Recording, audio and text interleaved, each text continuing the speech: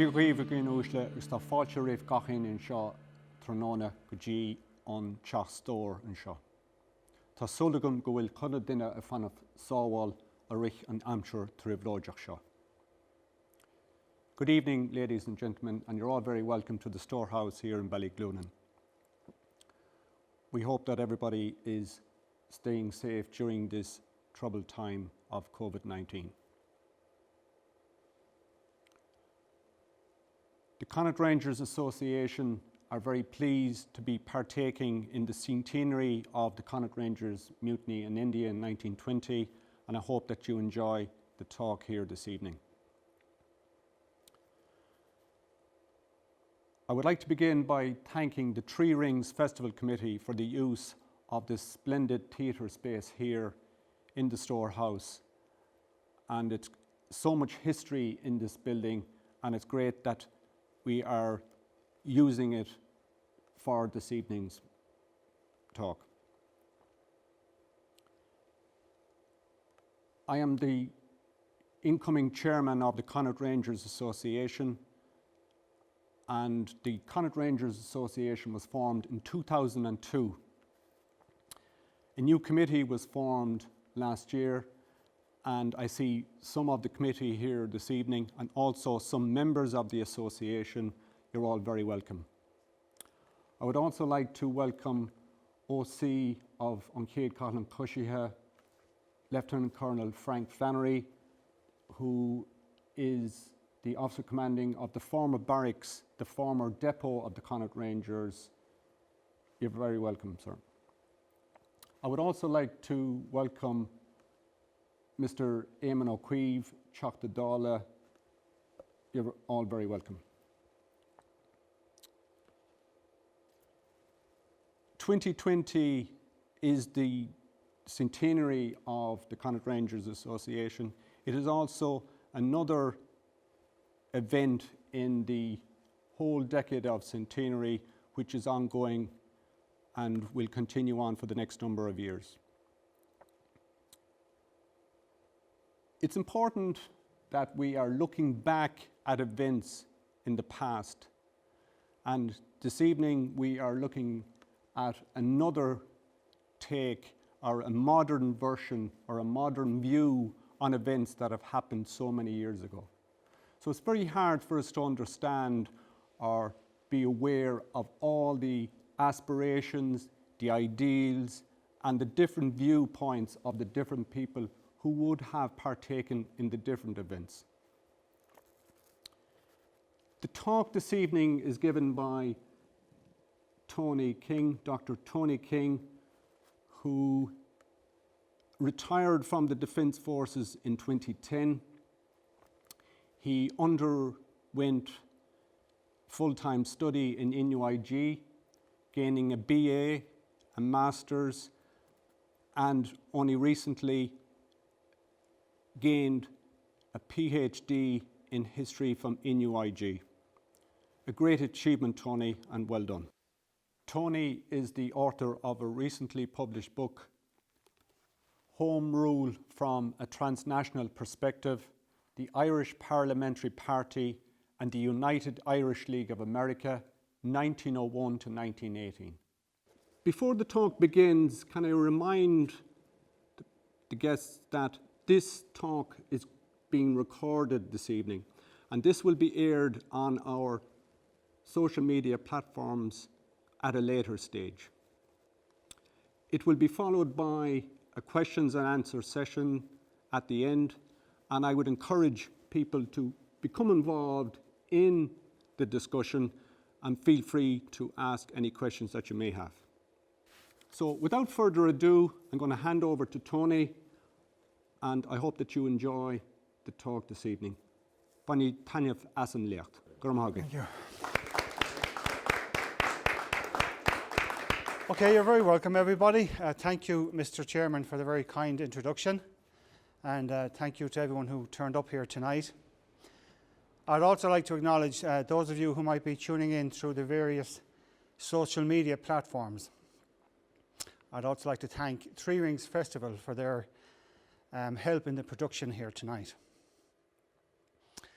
During COVID-19, it's not possible for the association to hold the size of an event that we would like to hold.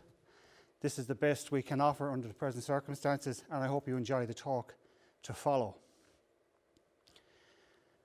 When I was considering how to approach the talk tonight, I had to give it some serious consideration. And I decided to, not just to reflect on the mutiny itself, but also on the historiography of the event and the different perceptions of it that have taken hold at various stages over the last 100 years. Above all, my primary goal is to pay tribute to and honour the sacrifice of the mutineers themselves, but if in the process I can inform and provoke debate, then I will truly have accomplished my task. The way I'd like to approach tonight's talk is we will take a look at how each of us acquire our individual historical knowledge. We will explore conflicting narratives surrounding the mutiny. We will discuss different perceptions of the mutineers themselves. We will consider the mutiny in light of Republican revisionism. And we will reflect on our obligation to depoliticise the mutiny. Now, for a mutiny involving Irishmen serving in the British Army in India, I'm going to begin our reflection tonight not in Ireland or in the Punjab, but in Washington, D.C. I'm sure this man is familiar to most of you who watch the evening news cycle. This is Sean Spicer, and he was President Donald Trump's first White House press secretary, whose job it was to act as the official voice of the new administration.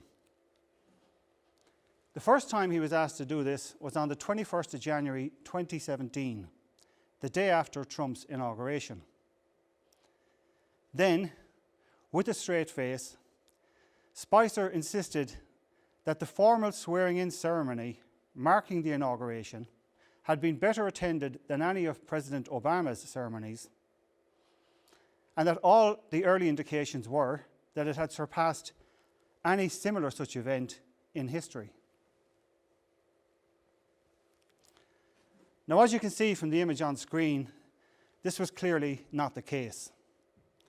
The best you could say was that the mall in Washington was somewhere between a half to 3/4 full. Not to worry. We would soon discover that the truth never really mattered too much in the daily press briefings delivered by this administration. Into this controversy, we must introduce Miss Kellyanne Conway.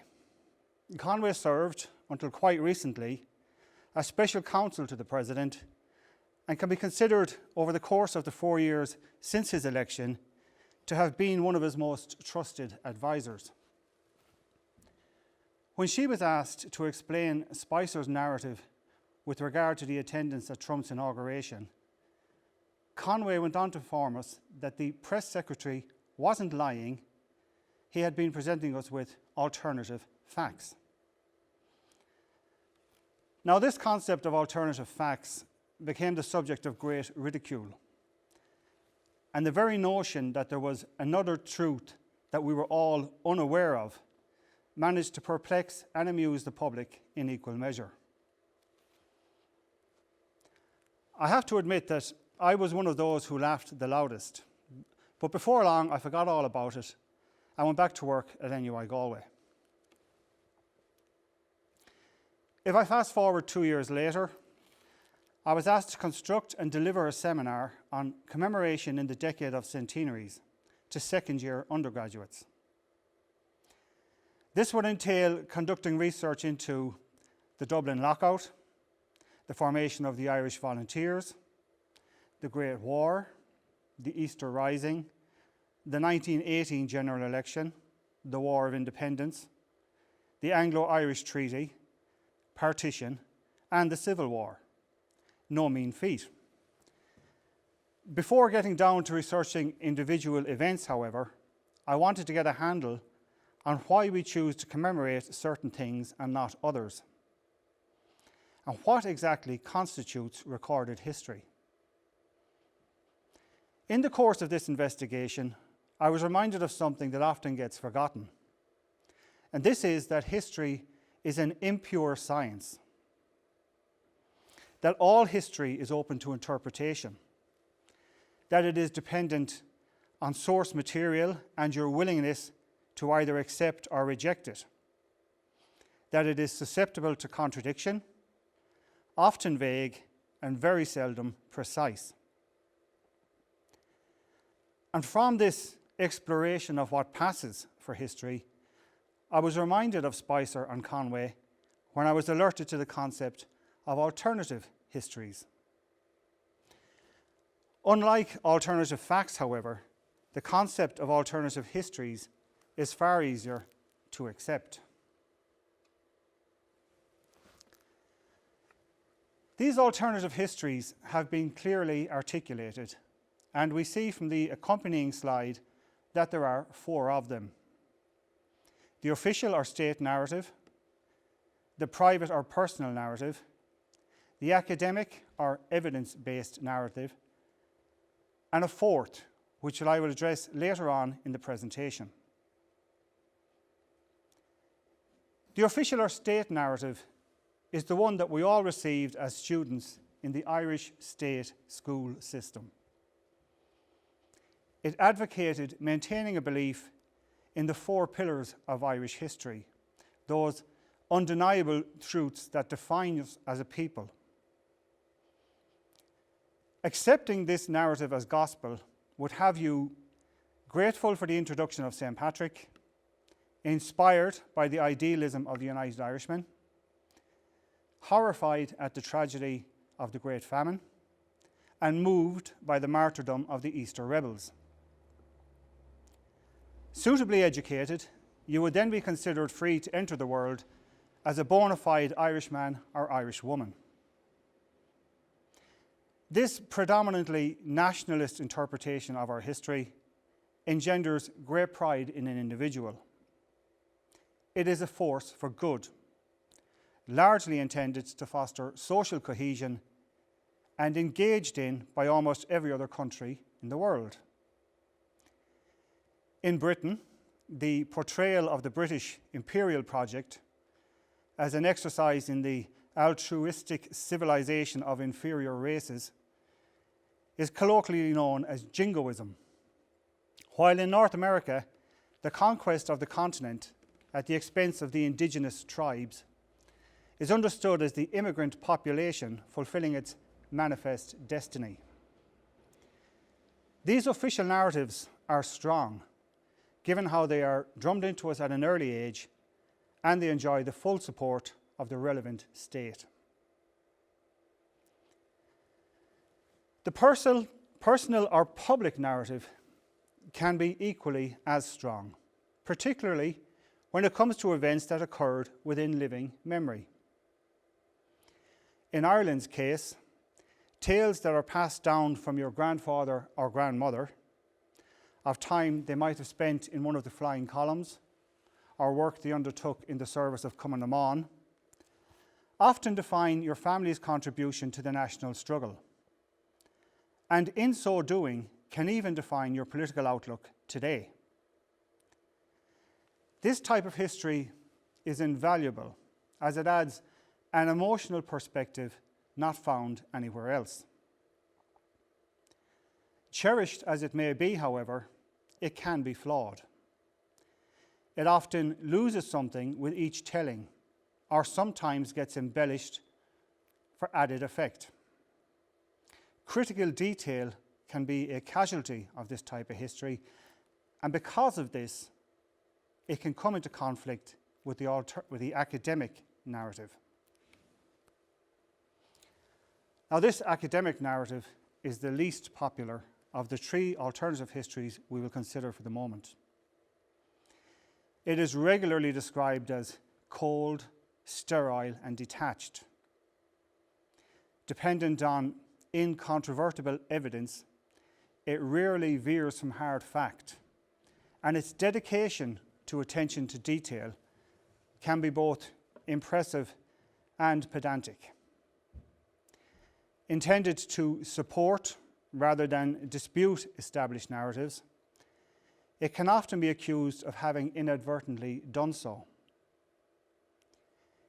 In its defence, however, academic history is subject to peer review before publication, so it can normally be trusted to be accurate. And as such, it has to be included in any discussion. In light of all this, an acknowledgement of the existence of alternative histories is an essential starting point if we are to reflect on the mutiny with due diligence. Now, if we superimpose the template of alternative histories onto the Connaught Rangers Mutiny in India, we find that the official and personal narratives are pretty much the same. This is because the official and personal are largely taken from the witness statements submitted to the Bureau of Military History. And being so derived, they are almost beyond reproach. These narratives make compelling reading, attesting as they do to the heroism and bravery of a group of proud Irishmen determined to take a stand against injustice.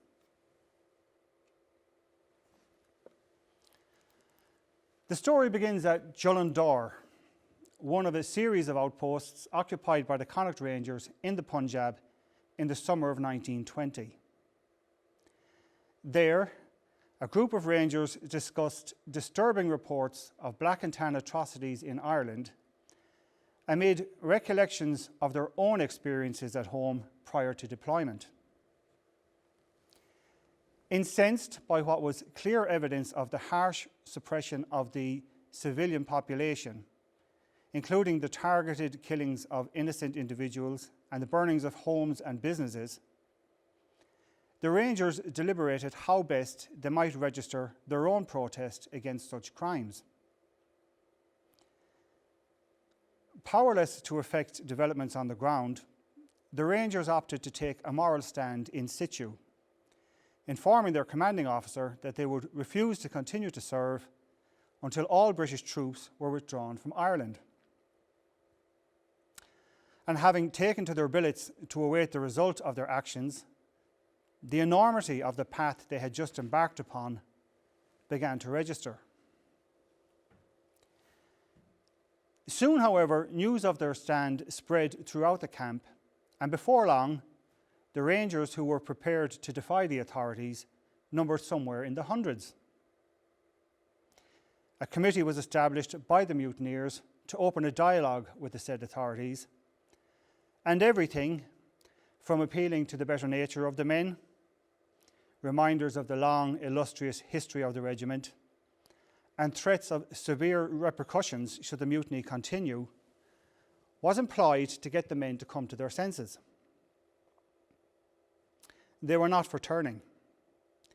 Indeed, so encouraged were the original mutineers by the response of their comrades at Jullundore that they decided to send emissaries to 2 other outposts to canvass further support. While the Rangers at Jutog decided to remain loyal, those at Solon enthusiastically took up the invitation and proceeded to mutiny as well. And so it was that within 2 days, one of the most famous and decorated of Irish regiments, with an exemplary record of service in the Peninsular Wars, the Crimea, South Africa and the Great War, were now engaged in an open revolt against the very empire they were supposed to be serving. At Jullundore, the men were eventually persuaded to occupy a designated area of control, there to await decisions arising out of their demands. And over the course of the next few days, they were left to bake under the oppressive Indian sun without recourse to adequate shelter or proper sanitation, threatened with execution by a clearly deranged officer, and subjected to repeated attempts to lessen their resolve. Meanwhile, at Solon, the mutineers were engaged in their own standoff with the authorities. Persuaded by the unit chaplain to surrender their weapons for safekeeping, an understandable feeling of vulnerability began to envelop the men as the gravity of their position sunk in. Before long, unfounded rumours of a massacre of the mutineers at Jullundore took hold. And fearing the same fate might await them, the men at Solon attempted to retrieve their rifles so that they might be better able to defend themselves. In the process of doing so, 2 Rangers, Private John Sears and Private Patrick Smith, lost their lives when they were gunned down by the camp guard. The effect of this escalation of events was to turn an initially benign protest into something altogether more serious. The authorities, conscious of the potential spread of the revolt to other units and of the impact such behaviour might have on the local population, determined to bring the mutiny to an end. Reinforcements were brought in, both outposts were surrounded, and realising the futility of their position, the mutineers surrendered. The men were transferred to an old prison at Dagshy, there to await their subsequent courts-martial. Over the coming months, 61 men were tried for their parts in the mutiny, with the death penalty handed down to 14 individuals and lengthy prison sentences for the remainder. As events transpired, one other mutineer, Private John Miranda from Liverpool, would die in prison, while Private James Daly from Tyrrell's Pass, credited with being the ringleader at Solon, would enter British military folklore as the last serving member to be shot by a firing squad.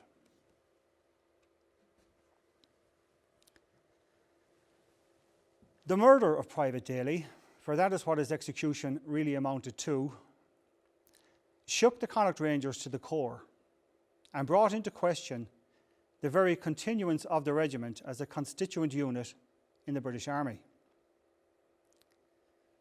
And there, for the moment at least, we will leave the official and personal accounts of that tragic week and take a look at the academic narrative.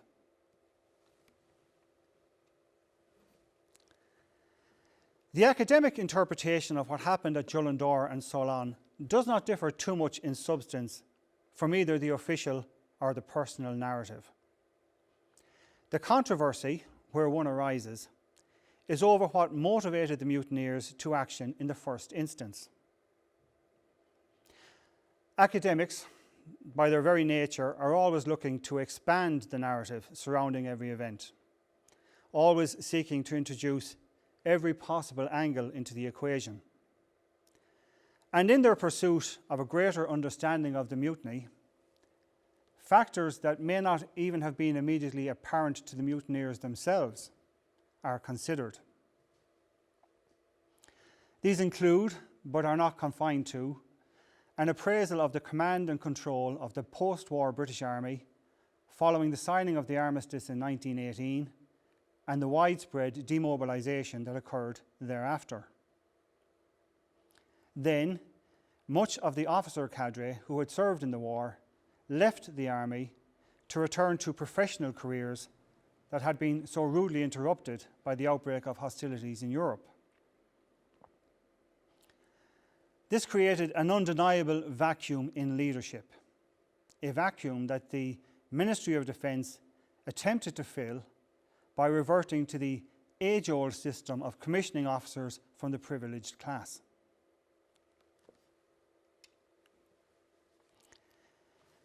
This necessity to reconstruct the military had an effect on all units in the army, but in the case of the Connaught Rangers, it manifested itself in a temporary imbalance in the ranks. Short on officers in the field, those captains and majors who managed the troops on the ground, the normally well-oiled machine that passed for the regiment began to regress. Into this scenario, we must also consider additional factors associated with this particular posting. India was an unforgiving station for any unit. The climate alone meant routine tasks such as guard duty or long-range patrolling were extremely difficult. And with a hostile native population engaged in a nationalist struggle of its own, opportunities for much-needed rest and recreation were few and far between. Evidence of harsh disciplinary action taken against the men for committing the most minor of infractions exists, and a weakening of the essential esprit de corps, critical to the proper functioning of any military unit, crept in. Perhaps, academics proffer, had the prevailing atmosphere within the regiment been better, had the men been treated more sympathetically, and had the leadership been what it ought to have been, the protest might have taken a less confrontational form.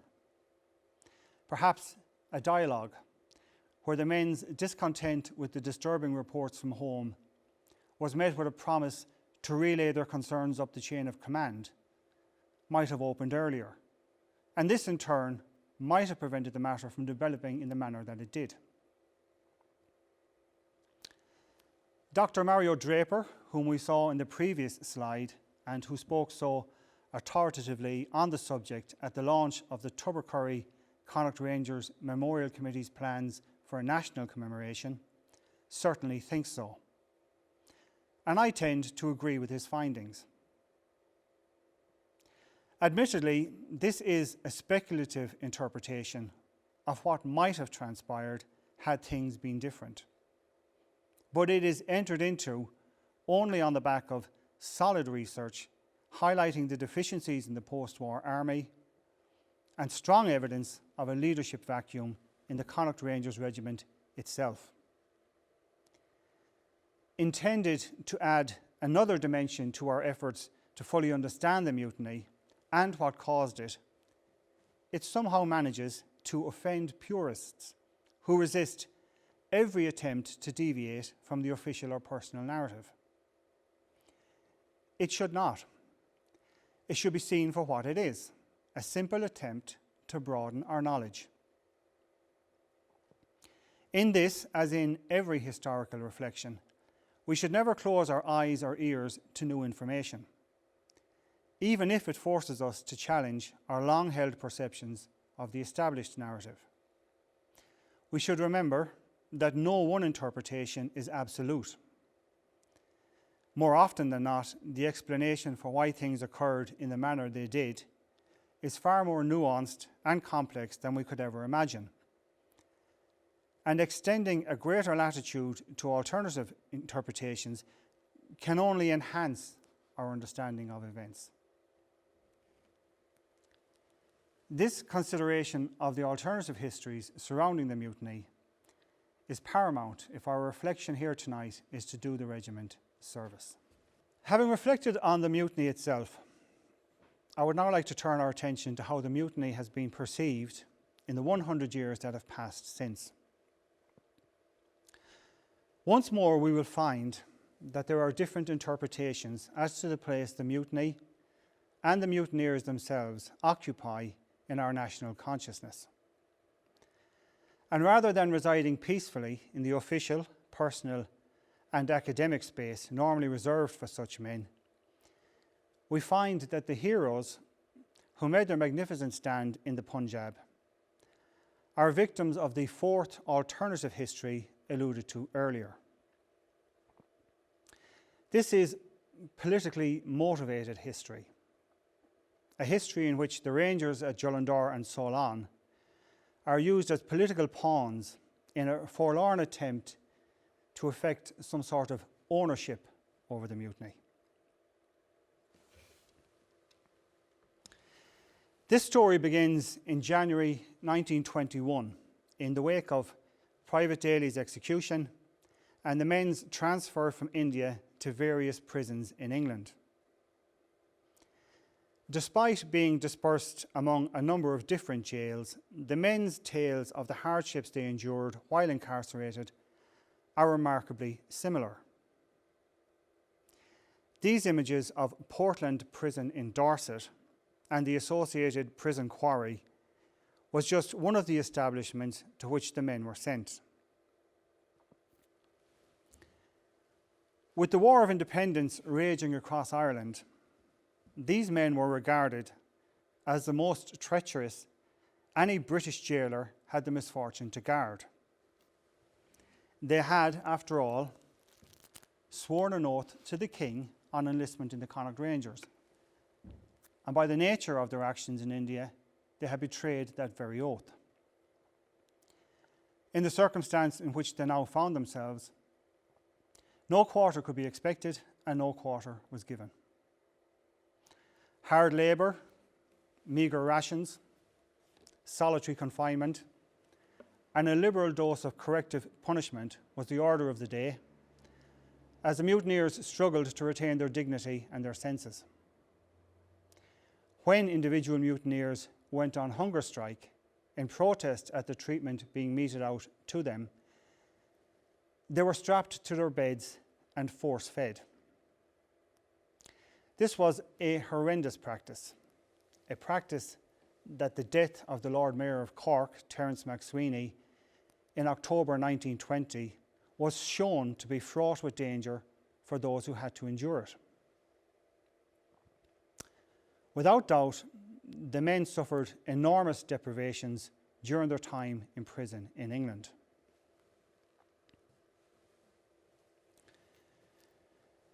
With the signing of the Anglo-Irish Treaty in December 1921, however, came hope, and the Rangers eventually found themselves included in the list of Irish prisoners set for release over the coming months.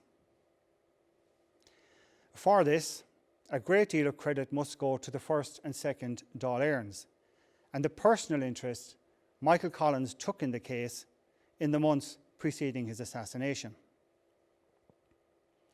Finally released in January of 1923, the men returned to Ireland.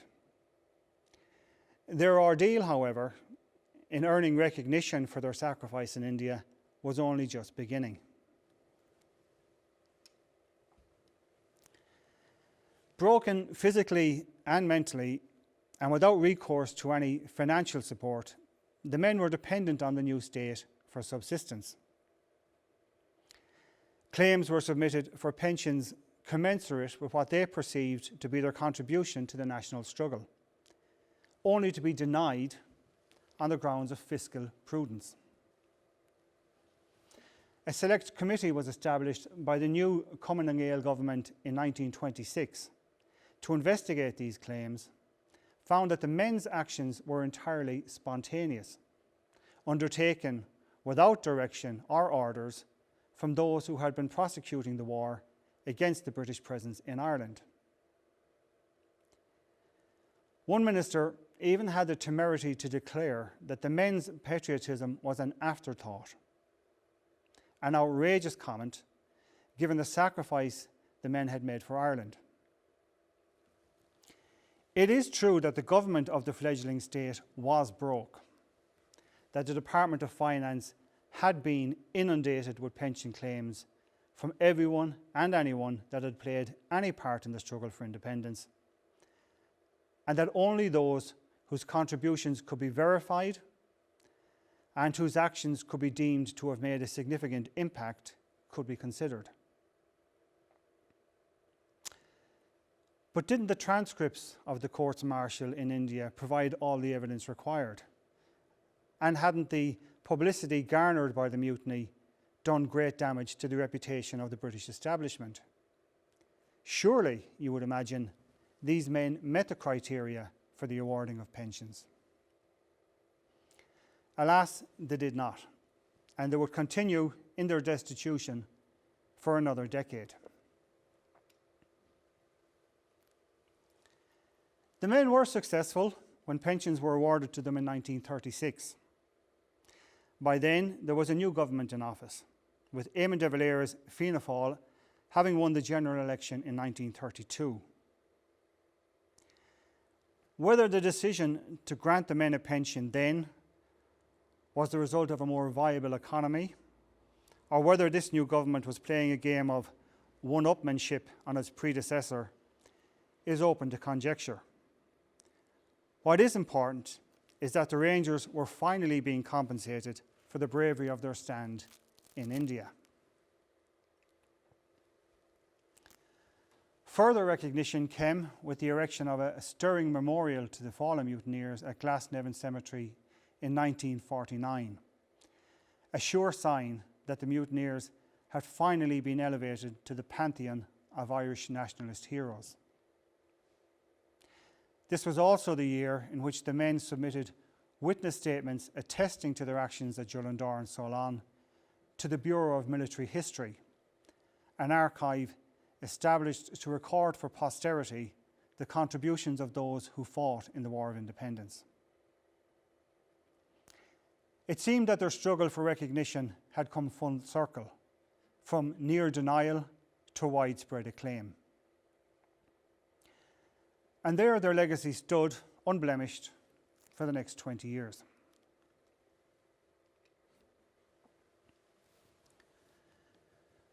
With the 50th anniversary of the Easter Rising in 1966 came a renewal of interest in all things nationalist. In the run-up to this, the government succeeded in having the remains of Roger Casement returned to Ireland for reinterment, an event that concentrated minds on others who had given their lives for Ireland and continued to lie in foreign graves. This in turn led to a campaign to have the bodies of the fallen mutineers repatriated from India for burial on home soil. And this campaign came to fruition in 1970 when Privates Sears, Smith and Daly's bodies were returned to Ireland in a blaze of publicity.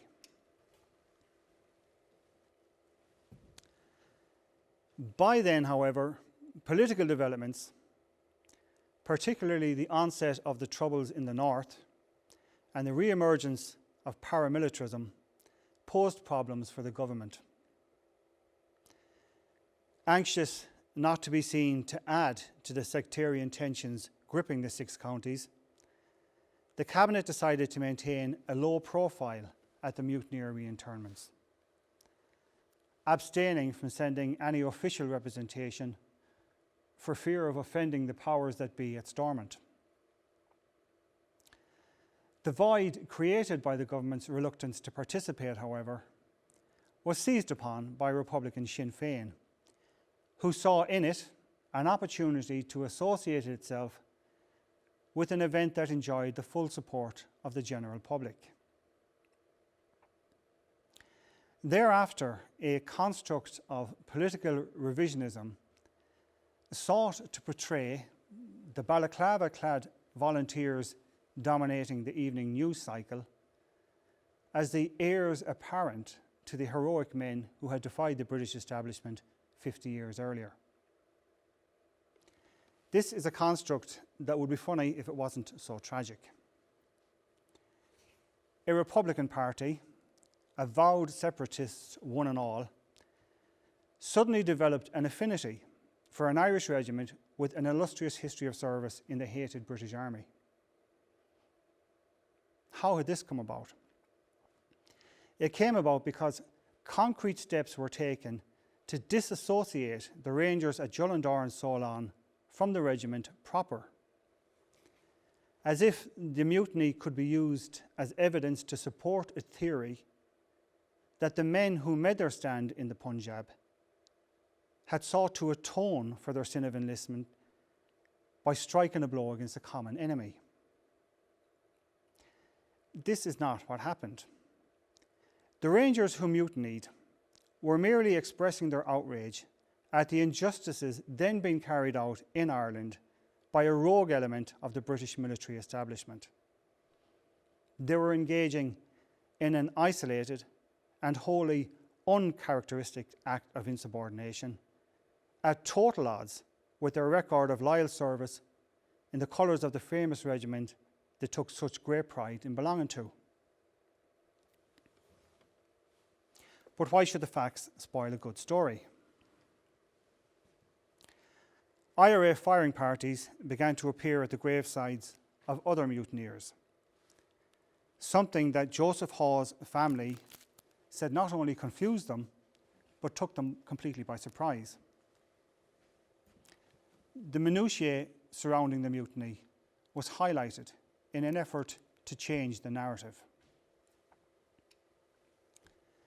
The image portraying the flying of the tricolour at Jullundore, with the attendant and wholly unsubstantiated desecration of the Union Jack, was popularised. An emphasis on the mutineers' testimony alluding to the singing of rebel songs and the wearing of Sinn Féin rosettes was offered as evidence of a political awakening.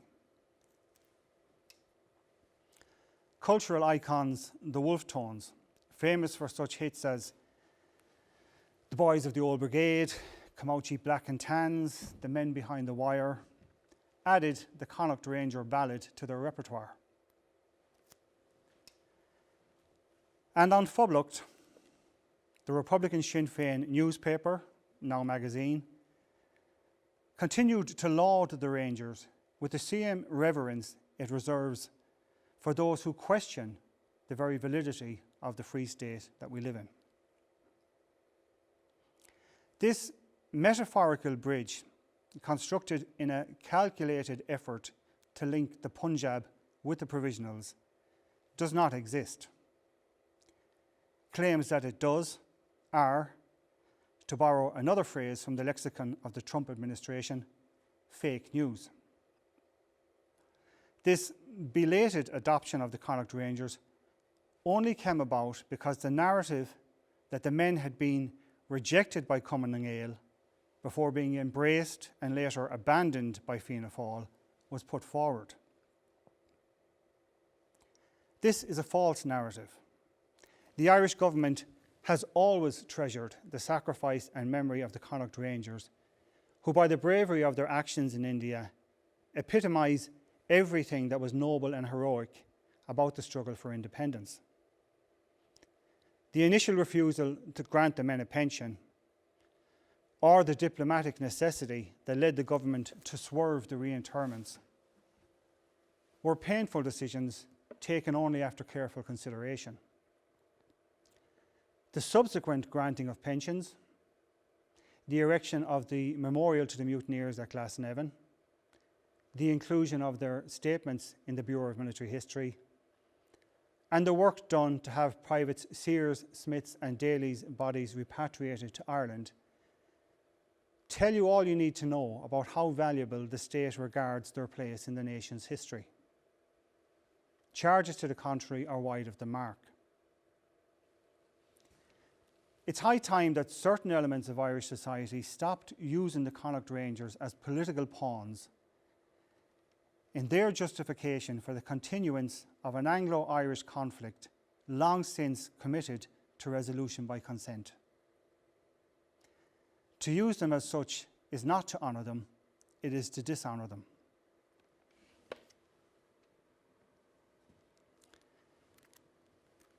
In conclusion, the mutiny itself was political in nature, but it was never partisan. While it might have been prejudicial to the maintenance of good order and discipline, it was never insubordinate in the classic military sense. And undertaken as it was, out of concern for their fellow Irishmen, it was ideological without ever being extremist. Viewed through such a lens, the mutineers and the nobility of their stance in India are elevated beyond the realm of mere republicans acting in pursuit of a narrow political mandate. Viewed through such a lens, the mutineers remind us that self-sacrifice, that capacity to do right over wrong at great personal risk to oneself, is the preserve of true heroes, the type that transcend party, creed, religion, or nationality. In this, the centenary year of the regiment's heroic stand, no greater service can be done to the memory of these men than to rid them of the cloak of political pawns. And in this, the centenary year of the regiment's most famous hour, the association established to safeguard this memory remind everyone of their obligation to do so. I'd like to thank you all for attending tonight. I'd like to thank those who are watching on one of the social media platforms. And if anybody would like to ask some questions, I'll do my best to answer them for you. Thank you.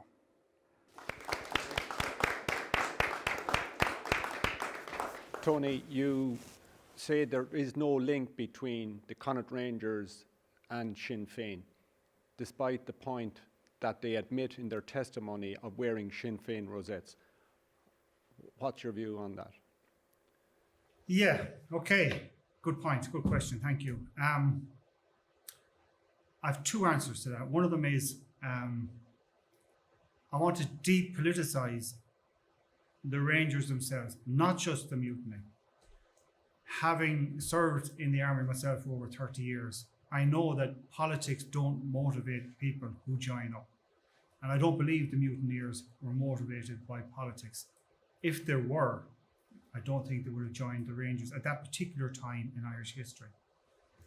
Now, it's true that they do testify that they wore Sinn Féin rosettes in Jullundore that particular week. But the Sinn Féin of 1920 is a completely different organisation to the Sinn Féin of 1970, 1980, 1990. Because we know that what followed was the Anglo-Irish Treaty and then the acceptance or non-acceptance of the Free State. And we further know that on the mutineers released from prison, they all served that Free State in some capacity.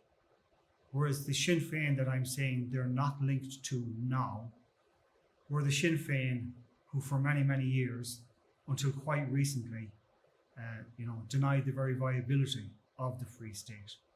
So I'm disassociating them from the Republican Sinn Féin of the 70s, 80s and 90s, while acknowledging that, yes, they did wear Sinn Féin rosettes in Jullundore, but that was more a nationalist rather than an ideological or extremist or separatist position that they were taking. So two different Sinn Féins, to be honest with you, and that's why I'm able to say they're not associated with the current manifestation of Sinn Féin. Hi Tony, how much credence do you give to the statements made to the Bureau of Military History, given that they were made nearly 30 years after the mutiny? Oh yes, good question. They were submitted in 1949, asking people to recall an event that happened in 1920. And you couldn't look upon that without a little bit of suspicion, thinking, how well? I mean, try to think yourself of something that happened 29 years ago and recall it in great detail, and it's extremely difficult. What I will say is this: if you read the witness statement of Private Joseph Hawes, I was struck by the first page of it, which said allowances must be made for time that has passed since and for the ravages of time, so on. So it displayed straight away a great humility and honesty on his behalf. He was acknowledging that, I might be a little bit sketchy on some of the details, but on an event that had such an impact on his life and on the others' lives, I would be very confident that the important parts of his testimony were accurate. And that's all you can say really in that regard, because it was such a tragic and momentous week and all that goes with it, that it's easy to imagine that that sort of stuff is embedded and will never be forgotten. So I attach great credence to the witness statements, and I believe that where it's important, they have all the major facts correct. But thanks, good question. Tony, just something that you alluded to earlier in your talk about the way history is taught to us when we were going to school and that. And I just want to know what you think about, should the history of the Irish regiments that served in the British Army, including the Connaught Rangers, be taught today In the state school system? in the state school system? Absolutely, I do. I understand why it's not. There has been a complete airbrushing of every aspect of our Anglo-Irish heritage out of the history books. It's almost an offence to acknowledge that there were elements of society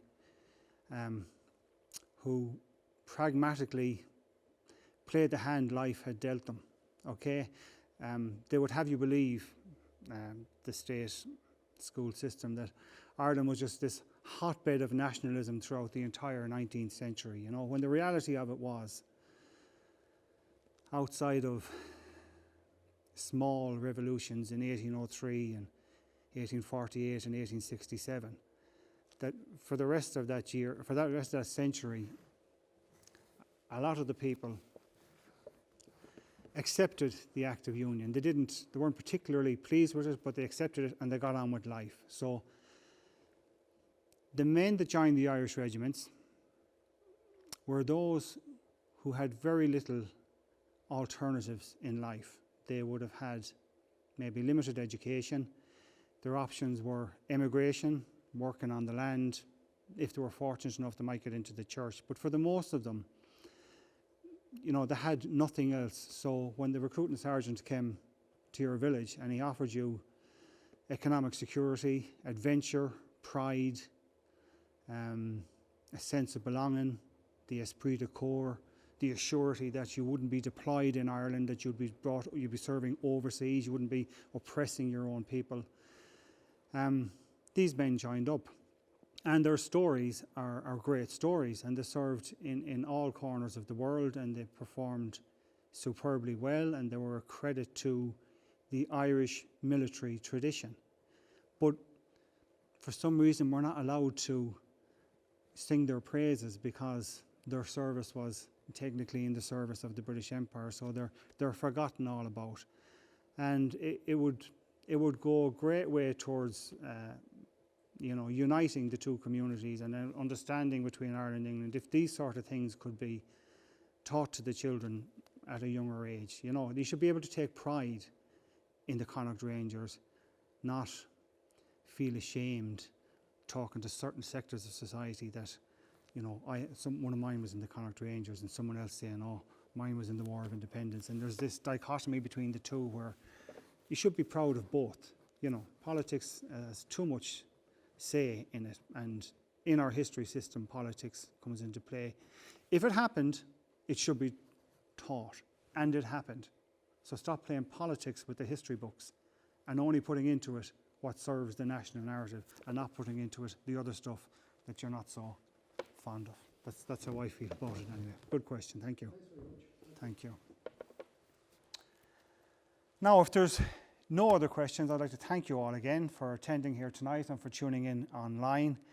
And I would like to remind everyone that if you're not already a member of the regiment, we'd love to have you join us. And you can keep abreast of future developments on our extensive social media platform. So thank you once again, and good night.